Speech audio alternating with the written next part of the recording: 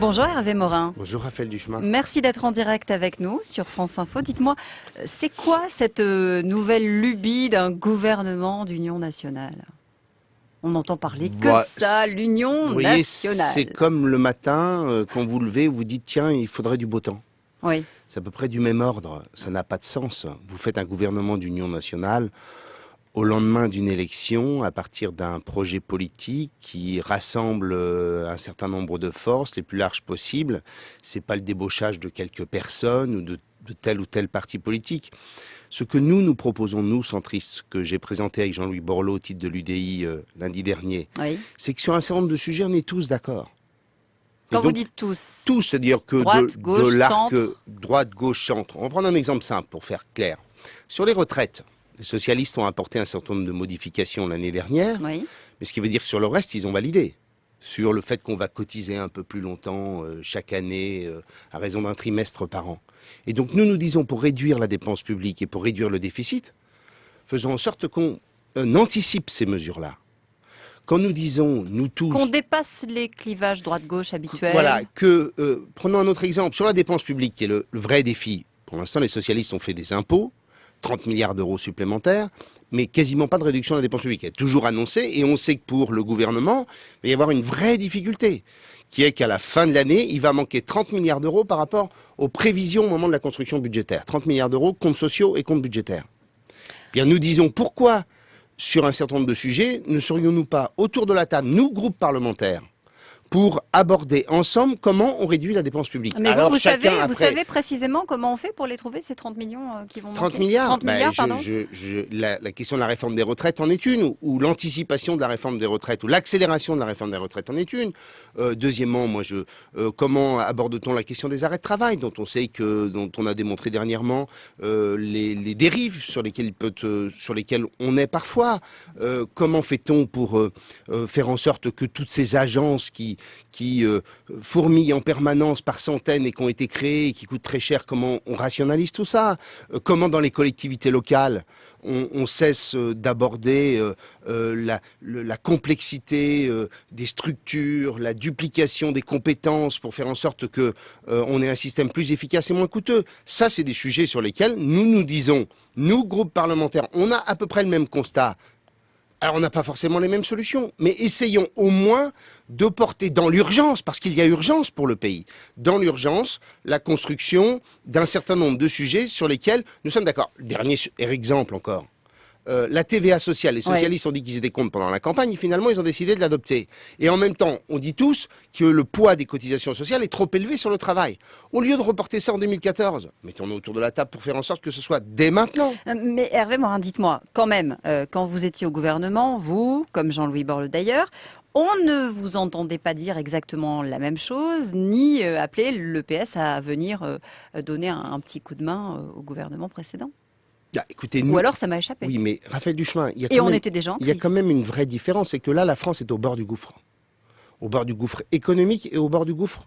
Elle est déjà dans le gouffre économique, et elle est au bord du gouffre social, au sens où, pour moi, la France n'est pas loin, comment vous dire, de l'agrégation d'un certain nombre de forces hostiles ayant une autonomie propre et étant en volonté de renverser le régime. Vous pensez à qui? Je constate par exemple, à travers par exemple les manifestations sur le mariage pour tous, je constatais qu'il y avait des forces politiques qui étaient en dehors des formations politiques et qui étaient bien au-delà du mariage pour tous, dans un esprit de contestation propre du régime lui-même. Du régime au sens de la République telle qu'elle est. C'est-à-dire que vous pensez réellement qu'aujourd'hui on est au bord de la révolution?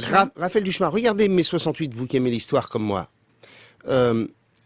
Les socialistes ont couru après mai 68 durant tout le printemps. Souvenez-vous de Mendès France, de Mitterrand, qui couraient après les événements. Et c'était des forces politiques qui avaient une autonomie propre et qui étaient en contestation du système.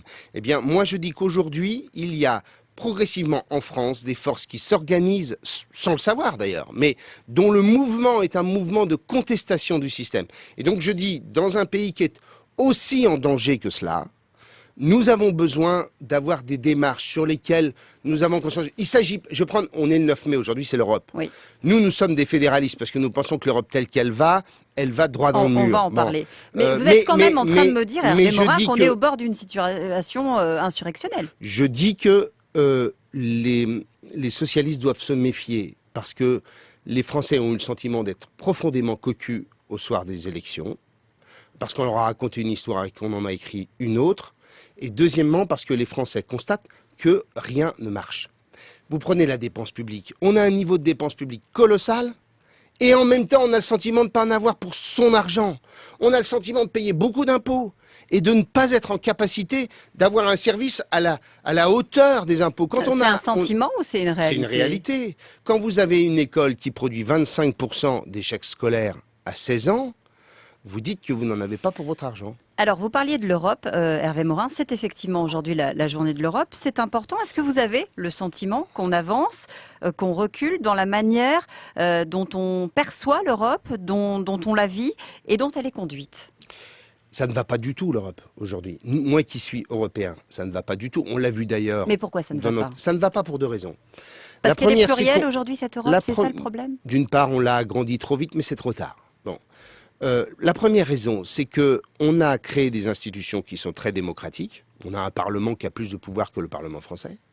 Mais en même temps, il n'y a pas de politique. En clair, à chaque fois qu'on a des élections, on a toujours la même politique. La concurrence libre et non faussée, c'est l'alpha et l'oméga de la politique européenne. Eh bien, moi, je veux qu'en Europe, il y ait de la politique, que les citoyens européens, au moment des élections au Parlement européen, puissent dire je veux une Europe plus libérale, plus conservatrice, plus socialiste, plus écologiste, bref, qu'il y ait une majorité et une opposition, ce qui imposerait des élections le même jour, sur les mêmes listes, au niveau des 27 pays de l'Union européenne. Ça c'est le premier sujet. Et le second sujet, c'est que Raphaël Duchemin, je vous le dis aujourd'hui, et vous vous en souviendrez, je l'espère, et vous m'inviterez ce jour-là, c'est que l'Europe vivra une crise majeure si nous ne sommes pas en capacité d'aller vers une politique économique et fiscale intégrée. Pourquoi? Parce que l'effort que vous demandez aux pays du sud de l'Europe est tel qu'il est quasi impossible et que, n'ayant plus ni l'arme de la dévaluation, ni l'arme de l'inflation, pour tous ces pays, l'effort de redressement est impossible parce que vous avez les pays du nord de l'Europe qui ont il y a une telle divergence de performance économique entre les pays du nord et du sud de l'Europe que pour les pays du sud de l'Europe, l'exercice est impossible, sauf si on va vers une solidarité européenne, un budget européen capable de leur redonner les armes de la compétitivité. C'est un vœu pieux aujourd'hui. Non, parce qu'il y a un jour. Non, parce que Europe commune au niveau fiscal, au niveau économique, beaucoup la souhaitent, d'autres font tout pour l'éviter, non? Oui, mais vous voyez, plutôt que d'insulter les Allemands comme l'ont fait les socialistes la semaine dernière, on dirait à Angela Merkel, allez, on va avoir un grand moment d'histoire.